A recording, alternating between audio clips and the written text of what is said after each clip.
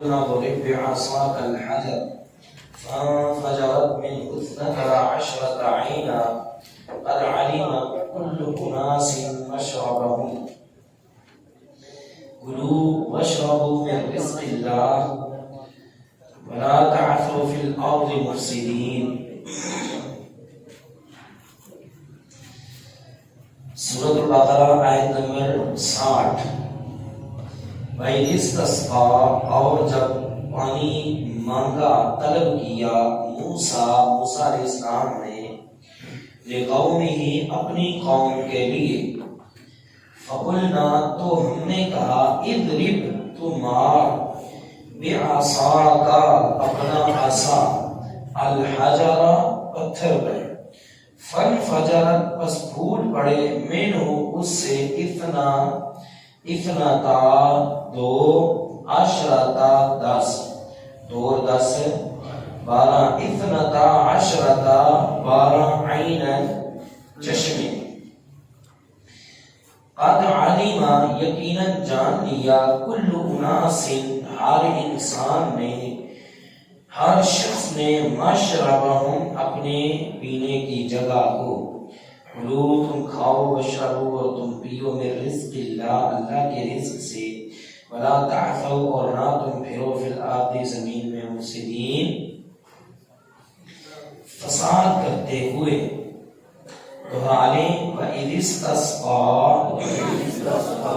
اور جب پانی مانگا موسیٰ علیہ السلام نے لِقَوْمِهِ اپنی قوم کے لیے، فَقُلْنَا ہم نے کہا اضرب تو مار بِعَصَاكَ اپنا عصا الحجر پتھر پہ، فانفجرت بس پھوٹ پڑے منہ اس سے اثنتا عشرتا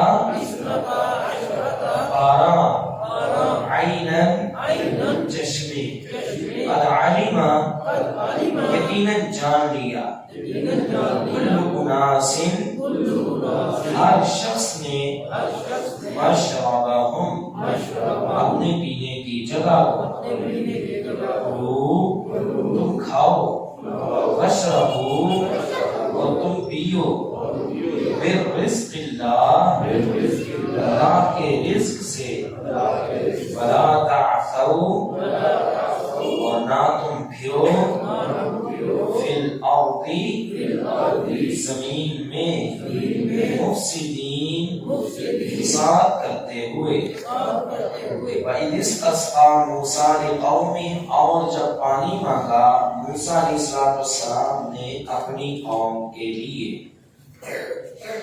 استسقیٰ ہم آگے بھی ذکر کر چکے ہیں کہ جب بھی کسی لفظ کے شروع میں الف سین تا یہ آ جائے کسی فعل کے شروع میں تو اس میں طلب کا معنی پیدا ہو جاتا ہے، مانگنے کا معنی، طلب کا معنی.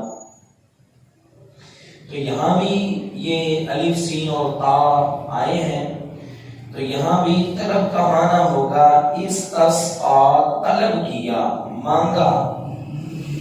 ایک نماز بھی پڑھتے ہیں صلاۃ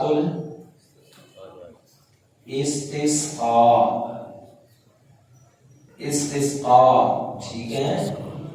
کون سی نماز ہے وہ جس میں ہم اللہ تعالیٰ سے پانی مانگتے ہیں، بارش مانگتے ہیں، ٹھیک ہے. تو اللہ تعالیٰ سے پانی ہی مانگا تھا موسیٰ علیہ السلام نے، لیکن دعا کے ذریعے. اور اللہ تعالیٰ سے پانی بارش دعا کے ذریعے بھی مانگی جا سکتی ہے اور نماز کے ذریعے بھی، جیسا کہ حدیث میں ہے نبی علیہ السلام کا خطبہ بھی اور نماز بھی اور پھر ایک لمبی چوڑی دعا بھی. ایک میدان میں جمع ہو کر استغفار لوگوں نے کیا اور پھر دعا مانگی الٹے ہاتھوں کے ساتھ، اور پھر چادر کو پھیرا. پہ لمبا ایک طریقہ ہے، آپ کو معلوم ہی ہوگا صلاۃ الاستسقاء کا طریقہ. پھر اسی طرح ایک دفعہ نبی پاک صلی اللہ علیہ وسلم خطبہ ارشاد فرما رہے تھے، دوران خطبہ ایک شخص کھڑا ہوا، اللہ کے نبی کبھی بارش کے لیے دعا کریں، بارش کے لیے دعا کریں۔ نبی علیہ السلام نے اسی وقت اجتماعی طور پہ بارش کے لیے دعا فرمائی، صحیح بخاری میں یہ موجود ہے۔ تو نبی علیہ السلام نے وہاں پہ بارش کے لیے دعا کی، صحابہ کہتے ہیں ہم نے دیکھا کہ بارش شروع ہو گئی، پانی مانگا نبی علیہ السلام نے، پانی اللہ کریم نے عطا فرما دیا۔ اسی طرح حضرت سلیمان علیہ السلام کے متعلق آتا ہے کہ وہ بھی نکلے تھے اپنی قوم کے لیے، پانی طلب کرنا تھا، بارش مانگنی تھی، ابھی نکلے ہی ہیں کہ دیکھتے کیا ہیں، اللہ کی مخلوقات میں سے بڑی ننھی سی مخلوق جو اپنے پاؤں آسمان کی طرف کیے ہوئے ہے اور اللہ تعالیٰ سے کیا مانگ رہی ہے؟ پانی مانگ رہی ہے، بارش کی دعا مانگ رہی ہے۔ تو حضرت سلیمان علیہ السلام نے فرمایا لَقَدْ سُقِيتُم مِّن دَعْوَةِ غَيْرِكُمْ، آج تمہیں پانی ملے گا لیکن اب تمہیں نماز کی ضرورت نہیں، یہاں جا کے استسقاء کی ضرورت نہیں، بلکہ تمہارے علاوہ کسی اور مخلوق کی دعا کی وجہ سے اللہ کریم اب تمہیں بھی بارش عطا فرمائیں گے۔ یہ ہے چمٹی کی دعا۔ یہاں پہ جیسا کہ آپ کو معلوم ہے کتنی تعداد تھی لشکر کی؟ 6 لاکھ۔ کہاں پہ تھے؟ صحرائے سینا میں اور وادی تیہ کے مقام پہ، وہاں پہ حضرت موسیٰ علیہ السلام نے کھانا مانگا، من اور سلوہ مل گیا، رہائش کی ضرورت تھی، سائے کی ضرورت تھی، اللہ کریم نے بادلوں کا سایہ کر دیا۔ اب صحرا ہے، وہاں پہ پانی نہیں ہے، اگر پیچھے جائے تو سمندر ہے، سمندر کا پانی جو کہ کھارا یا کڑوا ہے وہ پینے کے قابل نہیں، اب کیا کریں؟ اب موسیٰ علیہ السلام کے پاس آئے، موسیٰ دعا کریں ہمیں بارش کی، پانی کی ضرورت ہے، اللہ ہمیں پانی عطا فرمائے۔ صدیق اور قربان جائیں، موسیٰ علیہ السلام نے کیا کہا؟ یہ نہیں کہا کہ ہمارے بزرگوں میں فلاں ہستیاں موجود ہیں، ان کے پاس چلتے ہیں، ان سے کہتے ہیں دعا کریں، کسی بزرگ کا وسیلہ ڈالتے ہیں، کیونکہ حضرت موسیٰ علیہ السلام کے خصوصیت کے متعلق مشہور ہے کہ شعیب علیہ السلام تھے یا کوئی بھی بزرگ تھے، خیر بڑے ہی نیک تھے، ان کا وسیلہ نہیں، بلکہ حضرت موسیٰ علیہ السلام نے دعا کی تو کس سے؟ اللہ تعالیٰ سے۔ قرآن اس کو پڑھیں، اس سے اپنے عقیدوں کی بھی اصلاح فرمائیں، عقیدے درست کریں، جب بھی کسی چیز کی ضرورت پڑے مانگنی ہے تو کس سے؟ اللہ تعالیٰ سے۔ اور نبی علیہ السلام کی نصیحت بھی ہے وَإِذَا سَأَلْتَ فَاسْأَلِ اللَّهَ، جب بھی تو سوال کرے تو اللہ سے سوال کرنا، وَإِذَا اسْتَعَنْتَ فَاسْتَعِنْ بِاللَّهِ، مدد کی ضرورت پڑے تو کس سے مدد مانگنی ہے؟ اللہ سے، تاکہ دودھ کا ایک تسمہ ٹوٹ جائے وہ بھی مانگنا ہے تو کس کے؟ اللہ تعالیٰ سے مانگنا ہے۔ موسیٰ علیہ السلام نے بھی پانی مانگا، وَإِذِ اسْتَسْقَىٰ، اور جب پانی مانگا موسیٰ علیہ السلام نے لِقَوْمِهِ، اپنی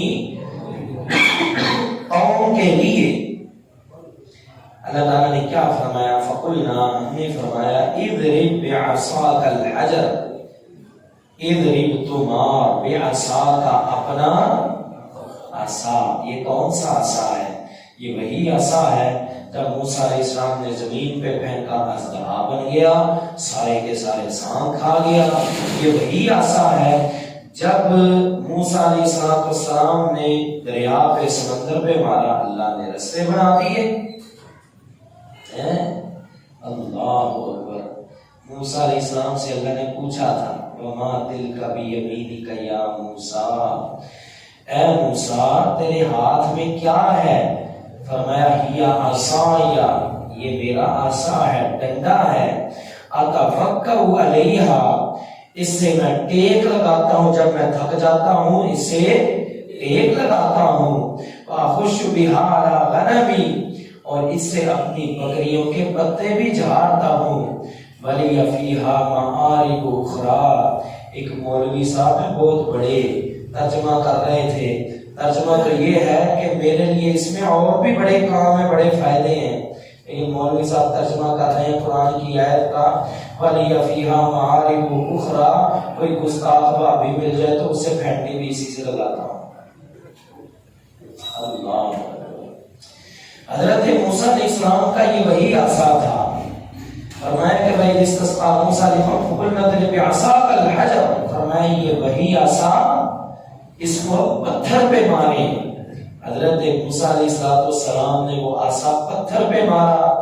فَانْفَجَرَتْ مِنْهُ اثْنَتَا عَشْرَةَ عَيْنًا، اس پتھر سے 12 چشمے پھوٹ پڑے. اللہ اکبر. کتنے چشمے؟ 12 چشمے پھوٹ پڑے. اب علماء کا مفسرین کا اس میں بھی اختلاف ہے، تفہیم القرآن میں اور تفسیر القرآن میں اور دیگر تفاسیر والوں نے لکھا ہے کہ آج بھی آپ صحرائے سینا میں یا اس وادی تیہ میں چلے جائیں تو یہ پتھر موجود ہے، اس میں ابھی بھی 12 سوراخ موجود ہیں. بہرحال ہمیں اس طرح کی تفاسیر کی طرف جانے کی ضرورت نہیں ہے. اور ویسے بھی اگر دیکھا جائے نا، اگر مان لیا جائے وہ ایک ہی پتھر تھا، حالانکہ اس کی سند کوئی موجود نہیں ہے، بے بنیاد سی بات ہے. مان لیا جائے تو اصل جو مقصد ہے وہ فوت ہو جاتا ہے. اللہ تعالیٰ نے من اور سلوا کیا ایک ہی جگہ پہ اتارا تھا؟ نہیں. ایک ہی وقت اتارا تھا؟ نہیں. بلکہ جب جب بنی اسرائیل والے کو چلتے جاتے تھے، ہم نے آپ کو بتایا تھا نا کہ وہ پوری رات چلتے رہتے، صبح کو دیکھتے ہم تو غلط جگہ پہ آ گئے ہیں، ہم تو الٹی سمت میں آ گئے ہیں. تو ایک جگہ پہ ٹھہرتے نہیں تھے بلکہ وہ صحرا میں بھٹکتے رہے ہیں. تو ظاہری بات ہے جہاں پہ وہ جاتے تھے بادلوں کا سایہ بھی وہیں پہ چلتا تھا. جہاں پہ وہ جاتے تھے من اور سلوا وہیں پہ پہنچتا تھا. تو جہاں پہ وہ جاتے تھے یہ معاملہ بھی وہیں پہ چلتا رہتا تھا اور ان کو ان چشموں سے پانی ملتا رہتا تھا. یہ نہیں ہے کہ ایک ہی جگہ پہ بس وہ مارا اسی پہ ہی پانی تھا. پھر بنی اسرائیل والے چلتے کہاں تھے؟ جب دور جاتے تھے تو پانی کہاں سے لیتے تھے؟ تو یہ معنی جو ہے یہ سارے کا سارا ایک الٹ سا ہو جاتا ہے. تو یوں معلوم ہوتا ہے کہ یہ پتھر جو تھا یا جو چٹان تھی وہ ساتھ چلتی تھی. یہ یوں معلوم ہوتا ہے کہ وہ کسی بھی جگہ پہ حضرت موسیٰ علیہ السلام چٹان پہ وہ اپنا عصا مارتے تھے فوراً 12 چشمے بن جاتے تھے. تو وہ جو قبیلے والے تھے وہ اس سے مستفید ہو جاتے تھے، پانی پی لیتے تھے. فرمایا کہ 12 عینا، 12 چشمے بنائے. کتنے چشمے؟ 12 عینا. عین کسے کہتے ہیں؟ عین کہتے ہیں آنکھ کو. عین آنکھ، عین کی جمع اعین، یہ والی آنکھ. اور عین چشمے کو بھی کہتے ہیں، اس کی جمع عیون آئے مانا چشمے. تو یہاں پہ مراد چشمے ہیں عین. 12 چشمے اللہ نے کیوں بنائے؟ ایک ہی بنا دیتے بڑا سا، ایک ہی چشمہ بنتا، اس میں سے سارے لوگ پانی پیتے، یہ بھی تو ہو سکتا تھا. لیکن معاملہ کچھ اور تھا. اللہ تعالیٰ بتلا رہے ہیں احسان. اب احسان غور کریں کیسا ہے. ہماری انڈیا سے کیا لڑائی ہے؟ تاری مہربانی ہے ساڑھے دریاواں دے ڈیم نہ بناؤ، ساڈا پانی جڑا سانو پورا دے. وہ بھی ایڈے خطرناک نے بہتے نے. ہوں پاکستان چ بارش پانی بہت آیا، وہ پچھوں ہی چھڑ دیتے ہیں، وہ جی سیلاب آ گیا. جب پانی کی قلت ہوتی ہے وہ پیچھے سے بھی بند کر دیتے ہیں، لڑائی لگی رہے. اس سے پتہ چلتا ہے کہ پانی کی بڑی لڑائی ہوتی ہے اور پانی کی لڑائیاں رہی ہیں. یہ صرف انڈیا پاکستان کی نہیں، اور بھی بڑی رہی ہیں پانیوں کی لڑائیاں. اور پھر کئی کسی جٹ کے پاس چلے جائیں، وہ آپ کو بتائے گا جی فلاں کتنے وہ قتل ہو گیا. کیوں؟ بس پانی نہیں جھگڑا ہے سی. کیوں جی؟ وہ سنتے ہیں ایسے واقعات کے نہیں؟ پانی کے جھگڑے پہ قتل تک نہ ہوتے. کیا ہے؟ وہ کہتا ہے پہلے میں نے لینا ہے، دوسرا کہتا نہیں پہلے میں نے لینا ہے. اور ایک جھگڑا مجھے یاد آیا، یہ بات صحیح بخاری مسلم ترمذی میں بھی یہ روایت موجود ہے کہ نبی علیہ السلام کے پاس ایک شخص غالباً حضرت جابر رضی اللہ تعالیٰ عنہ کا جو ہے وہ جھگڑا لے کر آیا. کیا؟ پانی کا. اس کو کہ مجھے پہلے پانی لگانے دے. اللہ اکبر. تو پانی کا جھگڑا بڑا شدت اختیار کر جاتا ہے. کہ پہلے ہمارے لوگ پیئیں گے، پہلے ہمیں چاہیے۔ 12 چشمے اس لیے بنائے کہ حضرت یعقوب علیہ السلام کے 12 بیٹے تھے۔ کتنے؟ 12۔ اور ان 12 بیٹوں کی آگے اولاد تھی اور پورے کے پورے 12 قبیلے بن چکے تھے، کچھ کی کم تعداد تھی، کچھ کی زیادہ تعداد تھی۔ اب رہتے وہ اکٹھے تھے لیکن ان سب کے سردار علیحدہ تھے، سب کی جو دراہٹیں، سب کے بڑے، سب کے لیڈر علیحدہ تھے، ہوتے وہ اکٹھے تھے لیکن کھانا اپنا بکھرا، پینا اپنا علیحدہ۔ ٹھیک ہے، اب اگر ایک ہی چشمہ بنا دیا جاتا، ایک قبیلے والا کہتا میں نے پہلے پینا، دوسرا سردار کھڑا ہوتا بھی پہلے ساٹھے، تیسرا پہلے ساٹھ، لڑائی جھگڑا ہی ختم نہ ہوتا۔ اللہ نے یہ احسان فرمایا، وہ جھگڑا بھی ختم کر دیا۔ حالانکہ موسیٰ علیہ السلام بھی وہاں پہ موجود تھے، کہہ سکتے تھے بھائی آرام نہ پیو، سکون نہ، لڑنا نہیں، اللہ کی نعمت ہے اس کو فائدہ چکو، لیکن نہیں، پہلے ہی بہت بڑا احسان۔ آپ کو پتا ہے کہ جب کسی چیز کی قلت ہو، اچانک پتہ چلے فلاں جگہ پہ وہ چیز مل رہی ہے، رش لگ جاتا ہے۔ یہاں پہ آٹے کی قلت ہو، جب یہ ٹرک آتا ہے کتنی لمبی لائنیں لگ جاتی ہیں۔ اور ویسے بھی آپ نے ایک منظر تو میرے خیال سے سب نے ہی دیکھا ہوگا، شادی کے موقع پہ جب کافی انتظار کے بعد آواز لگتی ہے، لو بھائی بولتے نہیں، ہاں کیا ہوتا ہے؟ افراتفری، ایک شور اور ایک طوفان بدتمیزی۔ وہاں پہ یہ بھی نہیں پتہ چلتا یہ پڑھا لکھا ہے یا کون ہے، بس ایک وہ جد و جو سی چل رہی ہے، کھینچا کھینچی لگی ہوئی ہے۔ حالانکہ سب کو یہ معلوم ہے یہ سامنے میرا چچا ہے، یہ میرا تایا ہے، یہ میرا حالو ہے، پھپھا ہے، ماموں ہے، کزن ہے، بھائی ہے، لیکن نفسا نفسی کا عالم ہے کہ جھگڑا سا شروع ہے۔ اور بعض مقامات پہ تو یہ دیکھنے پہ آیا ہے وہ جو کھانے کے اوپر ایک جھگڑا اور لڑائی اور گریبان اور ہاتھا پائی اور تھانے کچہری تک یہ باتیں چلی جاتی ہیں، یہاں تک بھی یہ معاملات چلے جاتے ہیں۔ اللہ کریم نے جھگڑا ہونے ہی نہیں دیا، فرمایا کہ اثنتا عشرۃ عینا، 12 چشمے بنا دیے، اور ساتھ کیا فرمایا؟ قد علم کل اناس مشربہم، ہر ایک کو معلوم تھا اس کی پینے کی جگہ کہاں پہ ہے۔ یہ بھی ہو سکتا ہے موسیٰ علیہ السلام نے بتا دیا ہو بھائی اس قبیلے کی یہ، اس کی یہ، اس کی یہ، اس کی یہ بھی ہو سکتا ہے کچھ تھوڑے تھے، کچھ زیادہ تھے، کچھ چھوٹے چشمے، کچھ بڑے، ان کو دیکھتے ہی معلوم پڑ گیا ہماری جگہ کون سی ہے، یا کوئی بھی معاملہ ہو سکتا ہے۔ بس اتنا یہاں پہ ذکر ہے، علم کل اناس مشربہم، ہر انسان کو پتا تھا کہ اس کی پینے کی جگہ کون سی ہے۔ یہ بھی نہیں تھا ایک چشمے والا پوچھتا پھرے اور وہ دوسرے چشمے پہ پہنچ جائے، وہ وقت نکل پائی یہ تھے بڑا خاندان جو ہے پڑھنے پاس، کوئی ایسا معاملہ نہیں ہے۔ ہر ایک کو معلوم ہے کہ اس نے کہاں سے پینا ہے۔ یہ بھی اللہ تعالیٰ کا احسان تھا کہ اسے معلوم تھا 6 لاکھ کی تعداد۔ کتنی تعداد؟ 6 لاکھ کی تعداد۔ یہاں پہ میں دیکھتا ہوں یہ اللہ کا کتنا بڑا احسان تھا کہ ہر ایک کو معلوم ہے کہاں پہ پینا ہے، ورنہ ہم یہاں پہ یہ چلے جائیں کئی مرتبہ یہ شناختی کارڈ کے دفتر یا نادرا کے دفتر، یقین جانو اتنی ذلت، ایک تو وہ بتاتے نہیں کہاں پہ جانا ہے، دوسرا بندے کو پتہ نہیں کہاں پہ جانا ہے، کتنی تعداد ہے 300 ہوگی، 400، 500، 1000، بندہ سار پکڑ کے بیٹھ جاتا ہے، جاؤں تو کہاں جاؤں، کروں تو کیا کروں۔ کئی دفعہ ایسے لوگ ہیں وہ پریشانی کے عالم میں کہتے ہیں دفع کرو جی، اٹھ کے واپس آ جاتے ہیں۔ کیوں؟ کیونکہ پتہ ہی نہیں کس کاؤنٹر پہ جانا ہے، کہاں پہ جانا ہے، کہاں پہ آپ کا متعلقہ کام ملے گا، یہ معاملہ ہے۔ تو یہ بہت ایک ذلت والی اور جھگڑے والا معاملہ ہے۔ وہاں پہ 2-4 ہزار بھی نہیں، کتنی تعداد ہے؟ 6 لاکھ۔ بھائی کس سے پوچھتے پھریں اور کہاں پہ جائیں؟ قد علم کل اناس مشربہم۔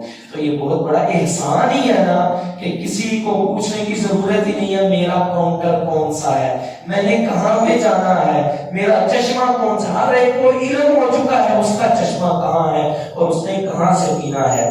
کلو واشربوا من رزق اللہ، فرمایا کہ کھاؤ اور پیو اللہ کے، کھاؤ اور پیو اللہ کے رزق میں سے۔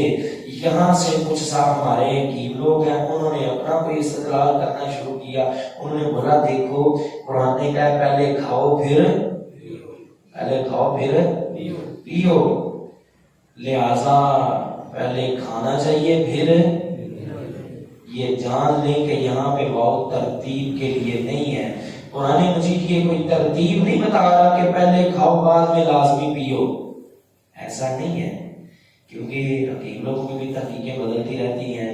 اب کسی کی تھوڑی سی اس ترتیب کے مطابق آئی، اس نے اس آیت سے سہارا لینا شروع کر دیا تو اس آیت سے سہارا نہیں ملتا. پہلے حکیم تھے وہ کہتے تھے جناب کھانے تو پہلے پانی پیو تے سونا درمیان چ پیو تے بعد چ پیو تے مٹی، بعض کہتے ہیں لویا تے بعض کہتے ہیں زہر. ٹھیک ہے. پھر حکیم لوگوں کی تحقیق بدلی، انہوں نے بولا نہیں پہلے نہیں پینا چاہیے بلکہ کھانے کے درمیان میں پی لیں یا آخر میں پی لیں، بلکہ کھانا کھا کے پھر پئیں، کیونکہ قرآن میں ہے کلو پہلے کھاؤ واشربو پھر. قرآن میں نہ پہلے کا لفظ ہے نہ پھر کا لفظ ہے. تو یہ حکیم لوگوں کا اضافہ ہے. اب آپ کو یہ بھی پتا ہوگا تیسری بھی تحقیق حکامہ میں آ گئی ہے، وہ کہتے ہیں نہ کھانے سے پہلے پیو نہ بعد میں پیو، بلکہ پینا ہے تو کھانے سے آدھا گھنٹہ پہلے پانی پیو یا 1.5 گھنٹے کے بعد پیو. اب ان کی بھی تحقیق بدل چکی ہے. ہمیں نہیں پتا یہ کیا صحیح ہے کیا غلط ہے، کیونکہ ہم حکیم نہیں ہے نہ ہمیں کوئی حکمت معلوم ہے. بہرحال اس آیت سے ان لوگوں کا جو استدلال ہے وہ باطل ہے، وہ غلط ہے. قرآن یہاں پہ ترتیب نہیں بتلا رہا. میں کلو کھاؤ واشربو اور پیو من رزق اللہ، اللہ کے رزق میں سے جو اللہ نے تمہیں رزق دیا ہے نا، کیونکہ رزق جو بھی ہے وہ اللہ تعالیٰ کا عطا کرتا ہے. کسی بزرگ کسی ولی کسی پیر میں یہ طاقت نہیں ہے کہ وہ رزق دے سکے. غلط عقیدہ ہے جو لوگوں نے کہا فلاں داتا ہے اور وہ دیتا ہے. اللہ کہہ رہے ہیں من رزق اللہ، رزق اللہ کا ہے اور اللہ ہی دیتا ہے. زمین پہ کوئی داتا ہو سکتا نہیں. قرآن کہہ رہا ہے، کسی مولوی کی بات نہیں ہے. داتا مولویوں نے بنایا ہے، داتا پیروں نے دنیا میں بنایا ہے، جبکہ اللہ کا قرآن کہتا ہے دنیا میں کوئی داتا نہیں ہے. وہ کہاں پہ داتا؟ عرش پہ ہے. من رزق اللہ، رزق اللہ کا ہے وہی دیتا ہے. فلا تعثوا فی الارض مفسدین، اور نہ تم پھرو زمین میں فساد کرتے ہوئے. مطلب یہ ہے اللہ نے تمہیں من بھی دیا، سلوا بھی دیا، سایہ بھی دیا، پانی بھی دیا. ان نعمتوں کی قدر کرو. اگر تم ان نعمتوں کی نہ شکری اور نہ قدری کرو گے یہ فساد ہے اور تم زمین پہ فساد کرتے ہوئے نہ پھرو. دوسرا معنی یہ ہے کہ اللہ تعالیٰ کے احکامات کی اطاعت کرو جس نے تمہیں اتنا کچھ دیا ہے. اگر تم اس کی نافرمانی کرو گے تو یہ زمین میں فساد ہے. فساد ہوتا ہی کب ہے زمین میں؟ جب اللہ اس کے رسول کی نافرمانی کی جائے. تو فرمایا کہ وَإِذِ اسْتَسْقَىٰ مُوسَىٰ لِقَوْمِهِ، اور جب پانی طلب کیا موسیٰ علیہ السلام نے اپنی قوم کے لیے، فَقُلْنَا اضْرِب بِعَصَاكَ الْحَجَرَ، تو ہم نے کہا مارو اپنا عصا پتھر پہ. فَانْفَجَرَتْ مِنْهُ اثْنَتَا عَشْرَةَ عَيْنًا، بس پھوٹ پڑے اس میں سے 12 چشمے. قَدْ عَلِمَ كُلُّ أُنَاسٍ مَشْرَبَهُمْ، یقیناً جان لیا ہر شخص نے اپنے پینے کی جگہ کو. کلو تم کھاؤ واشربوا اور تم پیو من رزق اللہ، اللہ کے رزق سے. وَلَا تَعْثَوْا فِي الْأَرْضِ مُفْسِدِينَ، اور زمین میں تم فساد کرتے ہوئے مت پھرو. نماز کے متعلق جو گفتگو چل رہی تھی، دعائے استفتاح، اس کا ہم ذکر کر چکے ہیں. آگے اعوذ باللہ من الشیطان الرجیم، بسم اللہ الرحمن الرحیم. بسم اللہ جو ہے اونچی آواز میں بھی ہے آہستہ آواز میں بھی ہے، دونوں طرح کی روایات موجود ہیں. اس میں کوئی سختی نہیں، کوئی جھگڑا نہیں کرنا چاہیے. اس کی وضاحت غالباً ہم سورۃ الفاتحہ کے ترجمے کے شروع میں بھی کر چکے ہیں کہ دونوں طرح کی روایات موجود ہیں اللہ کے نبی اور صحابہ سے. سورۃ الفاتحہ سے پہلے بسم اللہ اونچی آواز میں بھی ہے اور آہستہ آواز میں بھی. اس سے اگلا مسئلہ ہے سورۃ الفاتحہ. سورۃ الفاتحہ پڑھنی چاہیے. اب سوال یہ ہے کہ سورۃ الفاتحہ کون پڑھے گا؟ بعض لوگ سمجھتے ہیں کہ امام کی جو قرات ہے وہ مقتدیوں کے لیے بھی کافی ہے. ایسی کوئی حدیث موجود نہیں ہے، بلکہ امام بھی سورۃ الفاتحہ پڑھے گا، مقتدی بھی پڑھیں گے. صحیح بخاری میں رسول اللہ صلی اللہ علیہ وسلم کی حدیث ہے، لا صلاۃ لمن لم یقرأ بفاتحۃ الکتاب، جس نے سورۃ الفاتحہ نہیں پڑھی اس کی کوئی بھی نماز، چاہے جنازہ ہے، چاہے عید ہے، چاہے وہ سنتے ہیں، نفل ہے، فرض ہے، جماعت ہے، اکیلے میں ہے، اس کی نماز نہیں ہے. دوسری حدیث جو کہ صحیح مسلم میں موجود ہے ایک شخص نے حضرت ابو ہریرہ رضی اللہ تعالیٰ سے حدیث سنی، آپ فرما رہے ہیں من صلی صلاۃ لم یقرأ فیہا بأم القرآن فہی حداج، جس نے سورۃ فاتحہ کے بغیر نماز پڑھی اس کی نماز حداج ہے، اور خداج کہتے ہیں بکری کے ناتمام بچے کو جو بالکل جو ہے اپنی وقت سے پہلے پیدا ہو گیا ہو، مرا ہوا بکری کا وہ بچہ جو بالکل بیکار ہے، بے فائدہ ہے، جس کی کھال بھی کام نہیں آ سکتی، اسے کہتے ہیں خلال۔ آپ علیہ السلام نے 3 مرتبہ یہ الفاظ فرمائے، غیر تمام، اس کی نماز جو ہے وہ مکمل ہی نہیں ہے۔ عباس بن سلمان فارسی انہوں نے کہا یا ابا ہریرہ انا نکون من وراء الامام، ابو ہریرہ ہم تو امام کے پیچھے ہوتے ہیں، ہم کیا کریں؟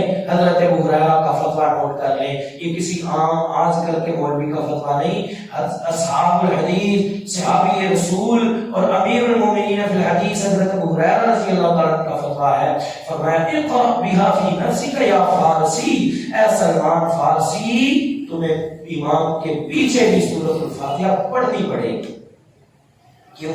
کیونکہ میں نے نبی علیہ السلام سے سنا ہے، آپ فرماتے ہیں، اللہ تعالیٰ فرماتا ہے قسمت الصلاۃ بینی و بین عبدی، میں نے اپنے اور اپنے بندے کے درمیان سورۃ الفاتحہ کو تقسیم کر دیا ہے۔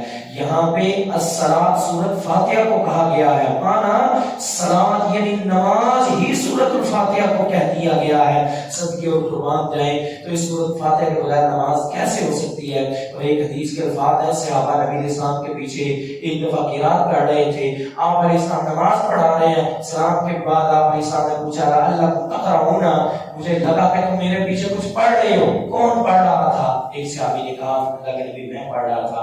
آپ علیہ السلام نے فرمایا لا تفعلوا الا بفاتحۃ الکتاب، اے میرے صحابہ سورۃ الفاتحہ کے علاوہ میرے پیچھے کچھ پڑھنا، جب امام اونچی قرات کرے سورۃ الفاتحہ کے علاوہ آگے کچھ پڑھنا نہیں۔ سورۃ الفاتحہ کے بغیر نماز نہیں ہوتی، سورۃ الفاتحہ نماز کا جز ہے، نماز کا حصہ ہے۔